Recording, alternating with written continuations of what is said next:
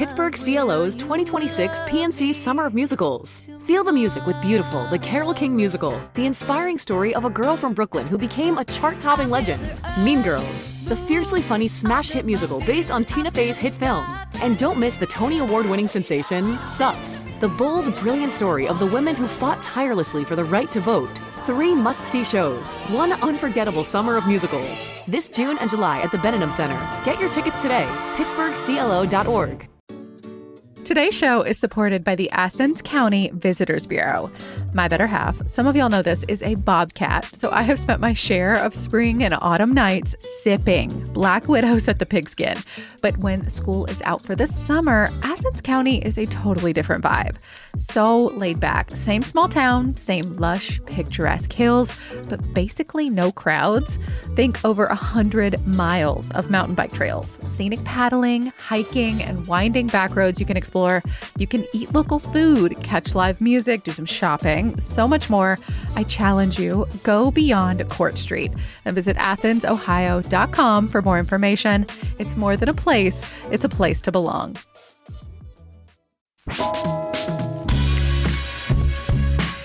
This is CityCast Pittsburgh. I'm Megan Harris, and here's what Pittsburgh's talking about. Owen, what is your spiciest Pittsburgh beer hot take? Ooh, lime lager, I think might be my favorite current Pittsburgh beer style. I didn't know which direction that was going to go, that you hated it or you loved it. I love it. Little Cinder Lime is a go-to for me from about now to September. I feel like that's just like elevated Bud Light Lime, but I'll give it to you. It's you feel a little bit better about yourself for drinking Bud Light Lime is pretty much what it is. I still have 1 can of that in my fridge downstairs. Maybe you've inspired my happy hour today. I'm with Owen Gabbey, our senior account executive, aka the person that you talk to if you want to buy an ad here at CityCast. Which you can. Please do. Come do that with me. Contact Owen. Megan, good to talk to you. Yeah, and we want to talk to you because you also are a beer nerd aficionado columnist. What do you call yourself? Beer nerd that has successfully convinced some outlets to let me turn that into a job every once in a while. Multiple publications here in Pittsburgh. Correct. Trust Owen about his beer knowledge. What is going on? Like, we developed here in Pittsburgh such a vibrant craft beer scene over the last 10, 20, 30 years. But it feels like the last few weeks, things are closing, things are changing, things are declaring bankruptcy. Bring us up to speed. Like, where are we now? Who's done what? And then tell me what the heck it all means. Yeah, so there's been a lot of news recently, and it feels like most of it has been negative. Yeah. Penn is in Chapter 11, I believe. They've been going up for a sheriff's sale for some of the property that they have. The Abbey is now in Chapter 11. It's not beer specific. Lawrenceville. Yeah, but Goodlander announced their last day. The tap room. Room. There was a cryptic note about, but there's good news coming too, but they couldn't share that yet. Yeah, they seem to keep it open for positivity, but then all the actual news was negative. So I'm not sure where that stands. Yeah. And then on the beer side of things, Voodoo has kind of left their people that invested in the crowdfunding out to dry. Again, another one where they're trying to keep it vague and saying, there's still positive things coming, but we don't really know what the state of that is. And then some other closings. Fatheads obviously closed recently in the South Side. Sly Fox in the South Side also closed. Up the hill, Inner Groove closed their Allentown tap room. So it's been a whole lot of them. Is there a through line to all of this? Like, I guess as a Pittsburgher, as a drinker, like, should you be worried? So I think it's important to understand that there is a through line, but also it's not necessarily all doom and gloom, right? And I think the 2 important through lines are, 1, COVID, which feels like we have a decade to just blame everything on COVID. Womp womp. Yeah, but it really hurt the craft beer industry. Obviously it hurt a lot of industries, but it dramatically increased the cost of a lot of the goods required to make beer. And that includes canning, that includes hops, yeast, pretty much everything that brewers were bringing into the area to make their beer has gone up a lot since COVID. So that's one of the through lines that it can't be ignored. And the other one is we were just in kind of a craft beer bubble, and that's not specific to Pittsburgh. That's specific to the whole country. When you say bubble, you mean like it was extremely popular and then the bubble burst? Yeah. And I think this is an important part to talk about is the craft beer scene in Pittsburgh is still really, really good. And not only is it really good, but it's pretty thriving. When people who are craft beer nerds like myself, who maybe don't live in Pittsburgh, talk about other cities, they mention Pittsburgh, and they still do. They mention coming to Pittsburgh. They mention how vibrant the beer scene is. And none of that has changed. And, we can go over some specific examples, but I think that there is a period in 2012 to 2018 where pretty much if you and your friends had ever dabbled around with brewing beer, you said, hey, we could go start a brewery, and you made money doing it. Yeah. Well, and I mean, there was a lot of factors to that, right? Like it was interest. There were so many consumers down for it. And also like real estate here was really cheap. Like I feel like that was the last gasp of when you could get an incredibly cheap lease or even buy your own building or space. Absolutely. Yeah. And I think the real estate part is important, right? Because I think, you mentioned, is there one consistent through line? And I think some of the industry-wide issues are a through line, but then one of the other things that I think is specific to some of these individual cases is real estate. And it is some of these breweries getting big in the time when everyone could start a brewery, and they got really big, and some places I think kind of got out over their skis from a real estate perspective, expanded very, very quickly, and the money started to not make sense over the last few years. Okay. Well, let's dig into that then. Like, who stands out for you as an example of like, okay, I can very clearly see maybe what went wrong here? Yeah, I mean, I think Voodoo is a classic example, right? And again, it's important to note that Voodoo has not said that they are completely shutting down operations. They have said that they are scaling back. They have essentially said that investors who, crowdfunded with them are kind of SOL right now, but they are not saying they're officially closing. How many locations did they have at their peak? And which one was the headquarters? Because honest to God, it got confusing. Well, so that's part of the issue, right? So Voodoo's primary operations were in Meadville. Okay. But they had operations in the North Shore, in Homestead, in Erie.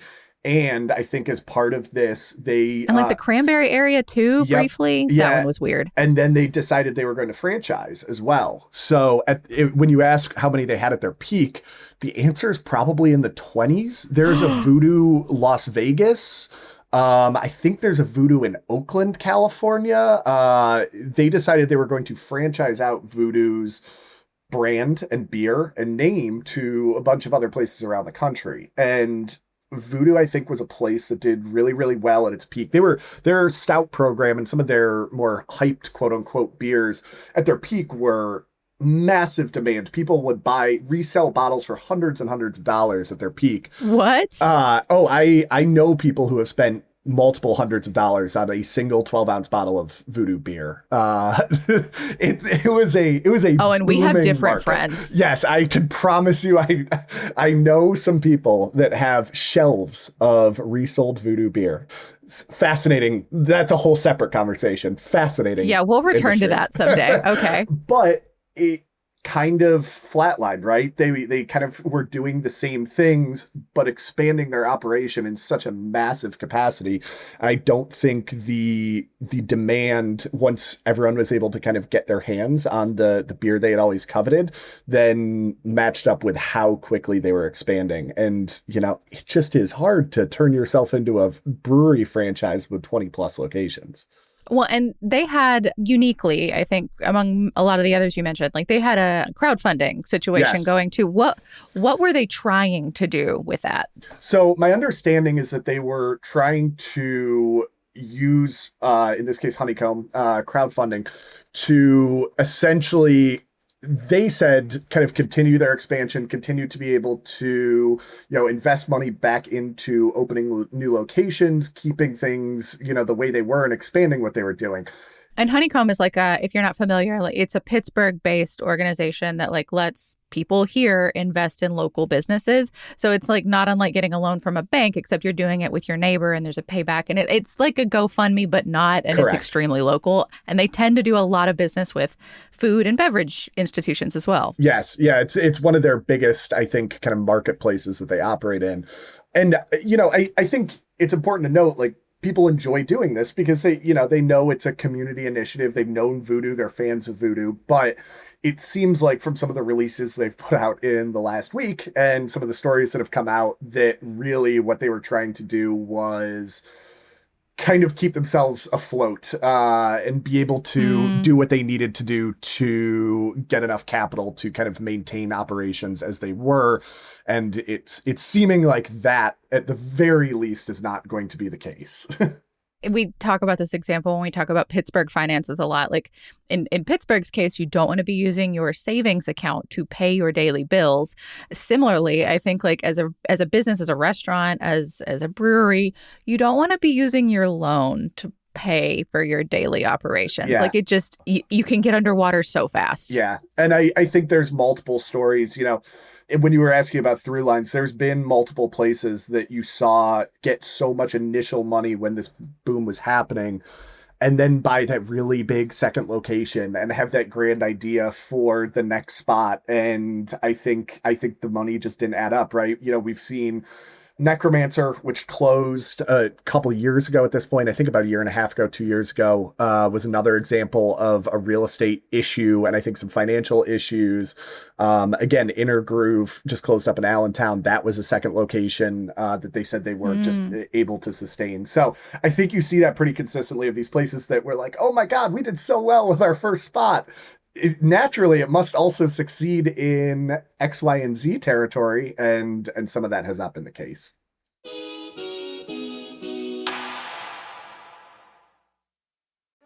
Today's episode is sponsored by the Frick Pittsburgh Museums and Gardens.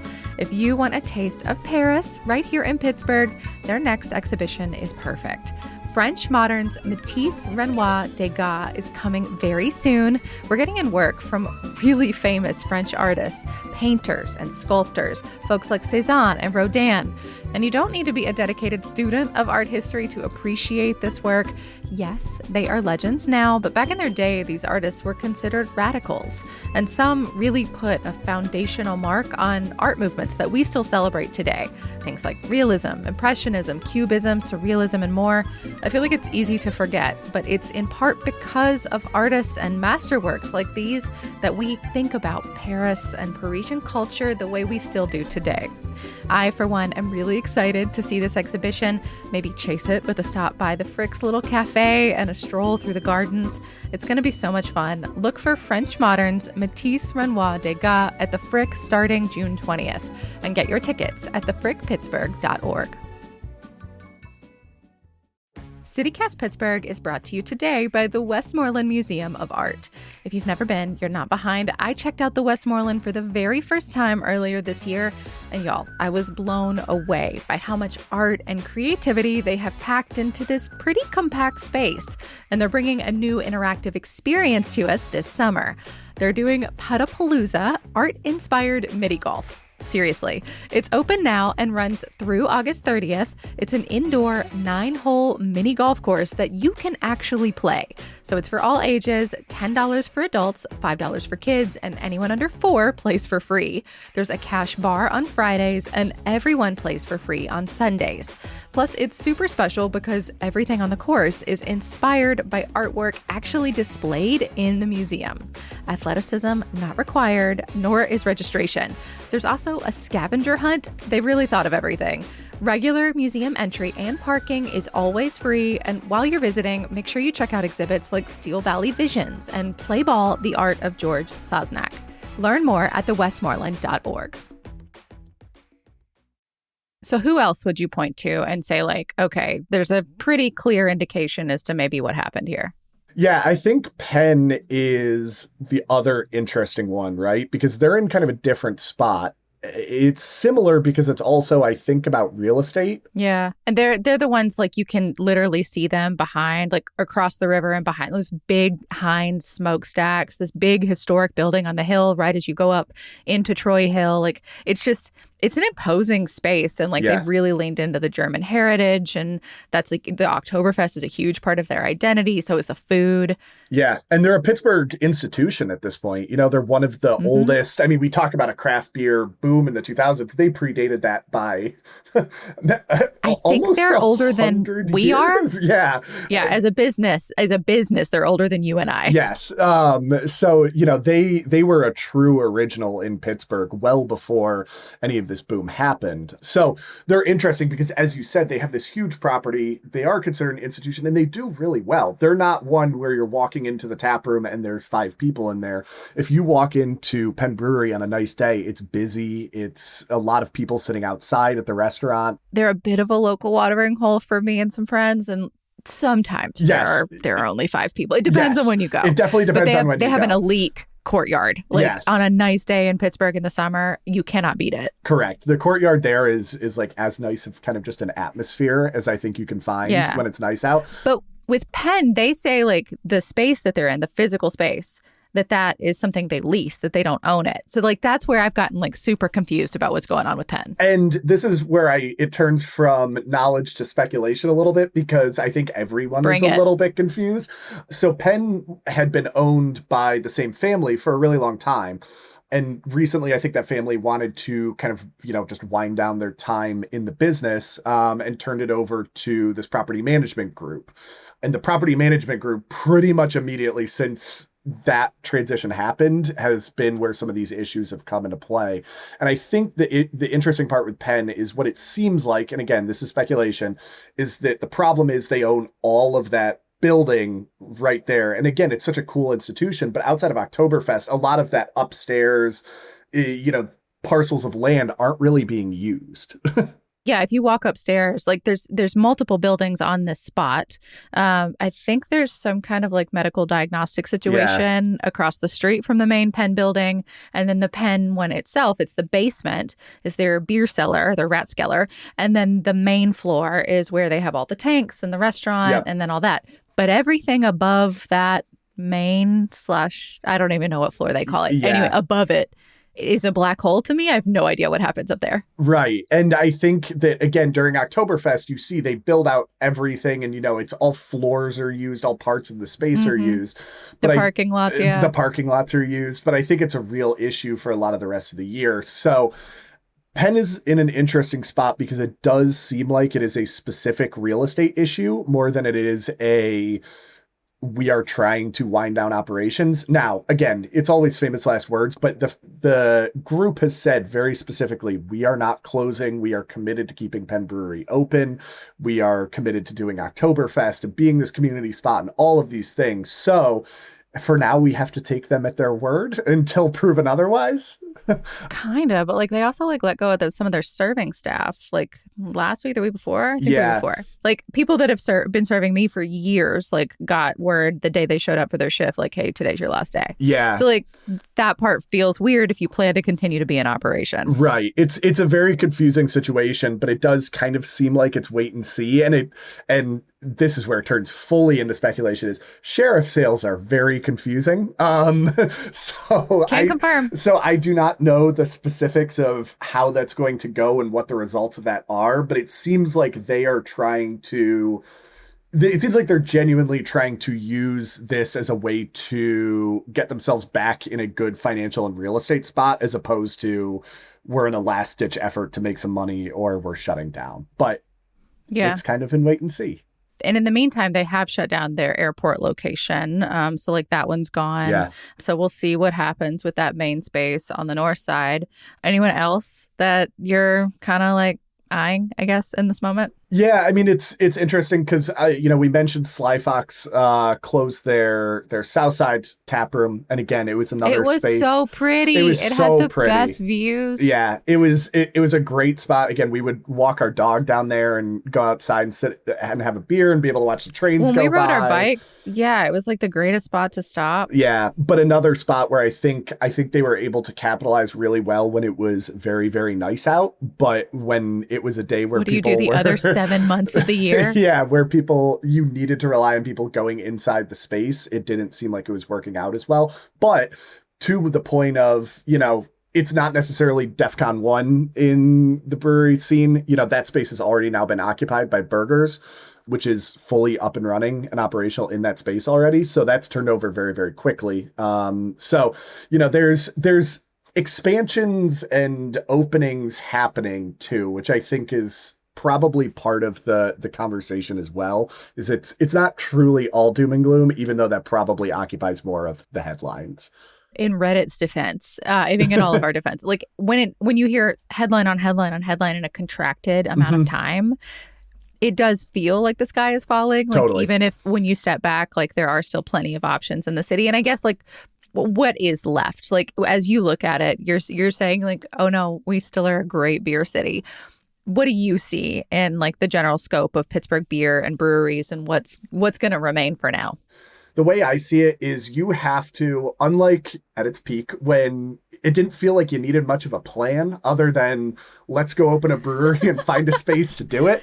You need a plan right now, I think. And that it doesn't have to be the same Owen, you plan. sound like a real business guy. I know, which is as far away from me as possible. But anyway, I think there's a couple different options. The first option is you can just make really, really good beer. And that still does matter. This is anecdotal, but we went to Dancing Gnome last week and it was a 1 p.m. on a Saturday and the overflow parking was full. Not only the main parking lot, but all of the overflow parking. And that's pretty consistent anytime you go into Dancing Gnome. And I think part of that is just they have the reputation of being the place that makes the best beer in Pittsburgh and have had that for a decade plus. Oh, I think that might be part of your hot take. Is that my hottest take? Okay.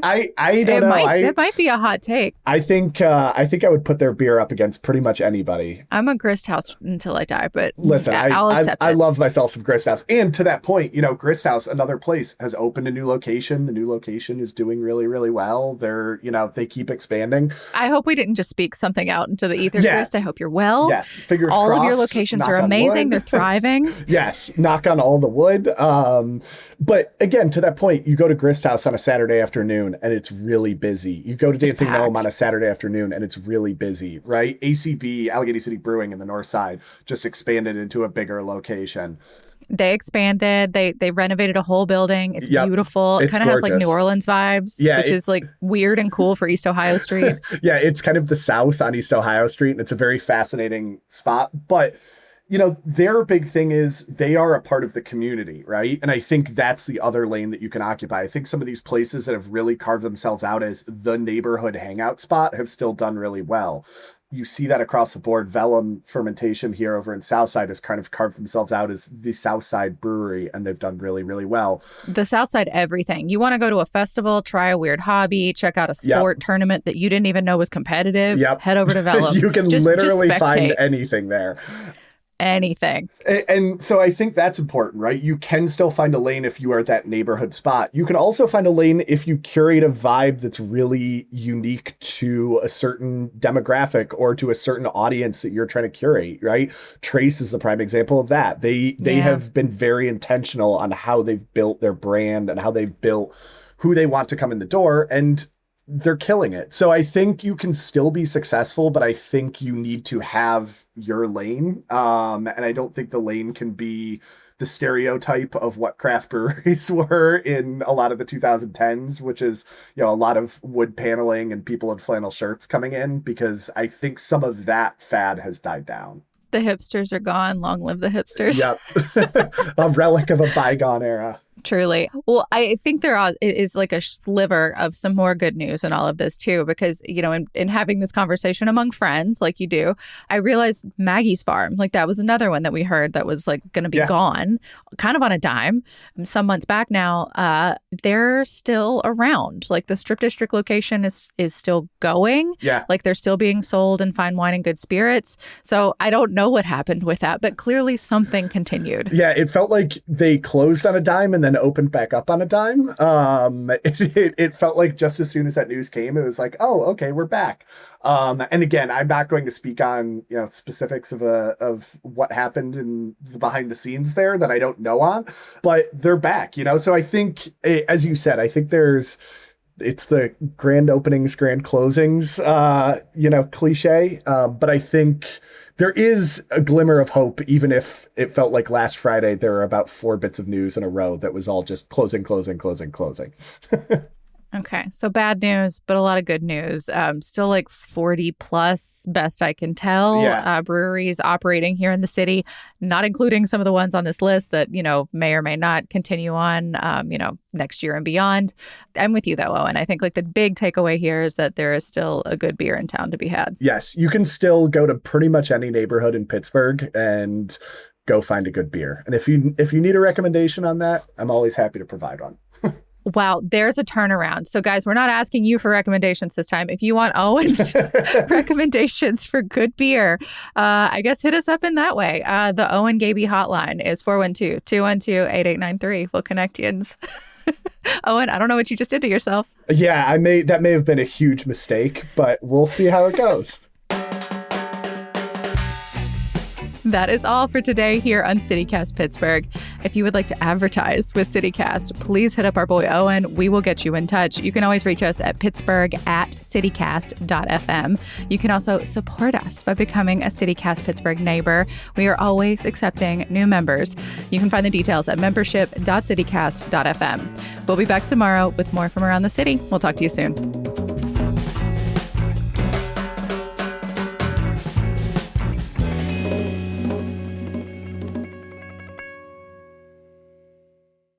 I did accidentally ride the elevator up there once with my toddler, and I was like, well, now I'm even more confused. Yeah, you felt like you went into a different dimension. Yeah, well, and someone told me a Steeler once had like his offices up there. Like I've heard things over the years of like things that existed in those hallways.